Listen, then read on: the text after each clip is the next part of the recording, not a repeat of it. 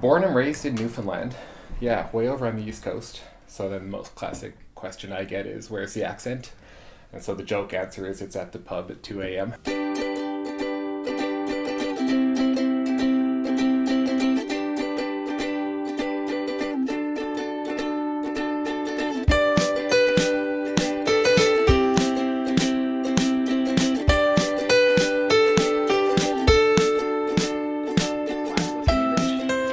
Where I guess in a lot of my hand-drawn art, you erase the sketch lines, but they're always kind of there, so you get that little extra dimensional curve.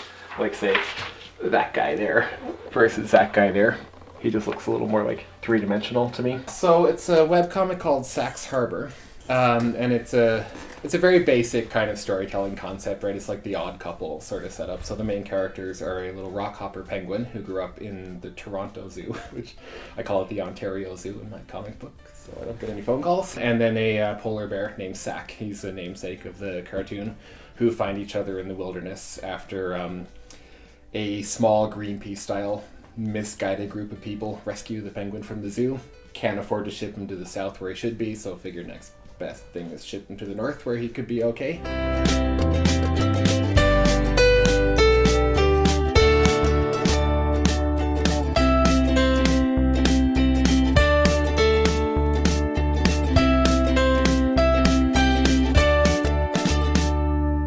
My biggest one-time goal with Sax Harbor right now is I am planning on putting enough material together through these chapters to publish one anthology.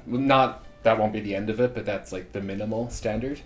My biggest goal for that would be to have it published by like an actual publisher, like McNeil, somebody like that, who does a lot of that kind of work anyway. So it would be like a lifelong dream to actually see a physical copy of my book for sale. Get fussy and better or worse. Holy crap, Sax Harbor copy. I grew up in a high school too small to have like cliques and cool kids, ocean out the back door, forest out the front door. And like any good small town Canadian kid, I played a lot of hockey. Sure.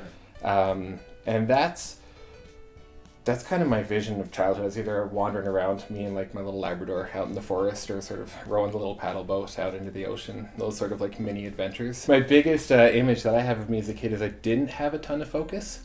Maybe not in like the whole ADD spectrum that like all these poor kids are getting labeled with these days, but I don't recall being super obsessive about a particular thing, right? Like when the Scholastic book fairs would come to the schools, I was definitely going to buy any Calvin and Hobbes that was available, sort of thing, whether I had all those 3 books in that collection or not, that kind of deal. But beyond that, yeah, I don't recall being super into any one particular thing. Moved to Canmore for a girl. Great in theory, not excellent in execution. They don't seem like snap judgments in retrospect, which I don't know if that's just looking through that lens or not.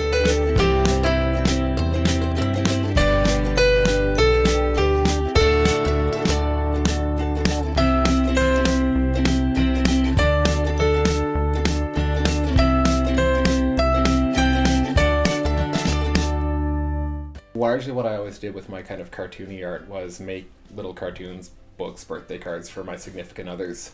And the trail along the way was always one of the after effects, like, oh, but now I've lost that art piece kind of thing.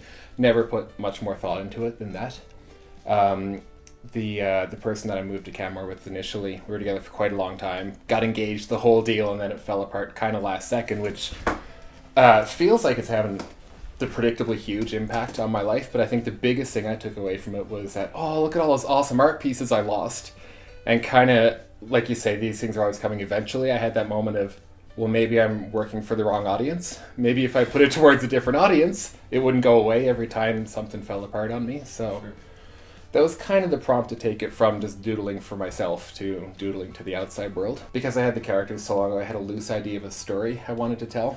So the big hang up for me was is it like a book-sized story, or can I make it an ongoing cartoon kind of story? My partner that I live with here is excellent, so she's a project manager, and so I sometimes feel like I'm one of her projects, not in a negative way, but she's excellent at like throwing in these little suggestions that I don't even really notice are suggestions, and then the next day I'm doing it. The syndication is, I wouldn't say dead yet, but it's definitely trending that way based on how the internet works, which is an okay thing.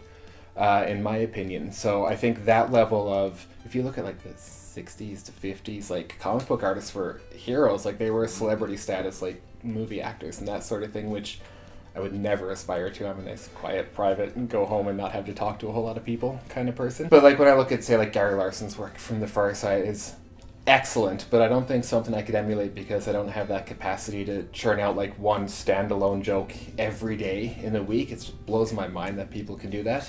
So I kind of lean more towards the Calvin and Hobbes style of like mostly ongoing storyline, but you can remove yourself from that and just do little like side jokes and carry on from there. Earnestly, aside from those influences, I would say probably the biggest one for me is actually Futurama, the TV show. Their style of writing for the first like 5 seasons before they got cancelled is, I think, unparalleled in that kind of world. Just their ability to plant a seed in season 1 and have it pop up as a story in season 5 is something I very much hope to emulate. I'm just in the audience building stages, right? So I think by the time people find this project, there'll be a long backlog that they can read all at once if they want to.